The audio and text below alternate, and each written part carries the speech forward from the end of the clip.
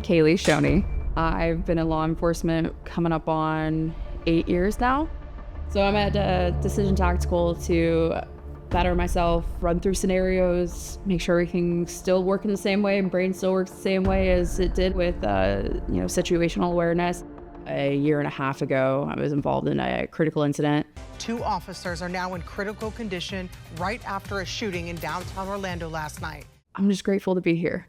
I went through 5 total surgeries, and I'm able to return to work this upcoming week.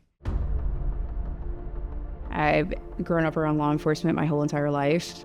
My dad has been a big influence. I essentially grew up at police stations and substations. I was always around them and have dad talk about his job. It always sounded interesting. Been in law enforcement for 31 years. I'm currently assigned to plainclothes undercover unit. My kids were inundated with law enforcement.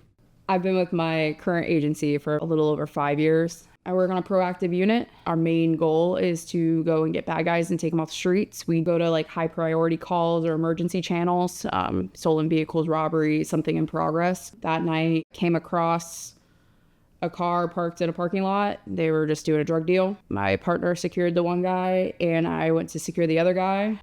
He shoved me. My partner engaged in a foot pursuit with him. He ran around the building and tried to get back into a car. I had gotten home from work that night, unwinding, sat on the couch, relaxing with my wife. Like most nights, I fall asleep on the couch on the recliner. My youngest son came running into our back door. It immediately woke me up, and I saw the look in his face, and I knew something was wrong. I've seen awful things. I know people can do awful things. I knew that it's possible. I just didn't think that situation would be, the scenario would be my outcome. A fight engaged in the car. Ran over to help my partner. His perspective and hers are different. So he saw the gun prior to her seeing the gun. He knew that if he moved, Kaley was going to take the brunt of the first shots. I was shot multiple times. He shot my partner multiple times. I got to a point of cover. Comes around, he shoots me in my left arm. My left arm gets shattered and is just hanging next to me. At that point, I retreat back into the parking lot. The suspect continued to come after me. He points a gun at my head and pulls the trigger. He missed.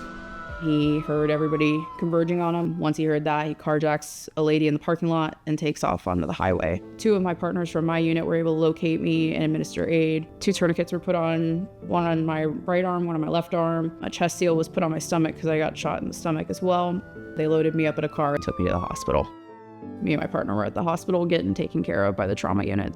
I didn't process till I got into the hospital that how bad he had been hurt. They said he was coding next to me, which means he's dying. To hear that next to me, I didn't. All I cared about was him.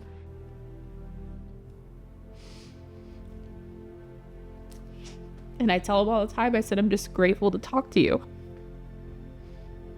We got to the emergency room, and I went in pretty good sized trauma bay. I was looking for her, and I heard her say my name. The emotion that you feel when you think your firstborn is no longer with us and she says your name.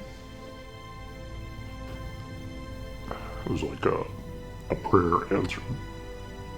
I was in the hospital and I literally looked at our chain, I looked at my family, I looked at everybody who was coming. I said, I'm going back to work. I didn't want to give up. I have 31 years of law enforcement experience and I haven't been through what she's been through. That is the absolute epitome of a warrior. Kaley going back to work in a uniform, in and of itself, is going to save lives. This is the number one killer of law enforcement, is complacency. It's when people start to get complacent and forget that you are dealing with violent people that don't care about your family, don't care about who you have to go home to. All they care about is themselves and not going to jail. As a police officer, people that I've been close to, the commonality is they question whether they're ready and capable. Day 1, week 1, month 1, coming back. That truly is what brought us here to Decision Tactical.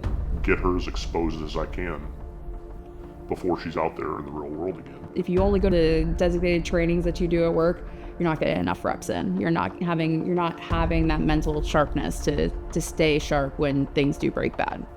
At Decision Tactical, you walk into a room that's actually has a couch, has beds, has dressers, has rooms, and it's a 360 environment. All up, down, keeps you more engaged and keeps you more aware, keeps you on your toes.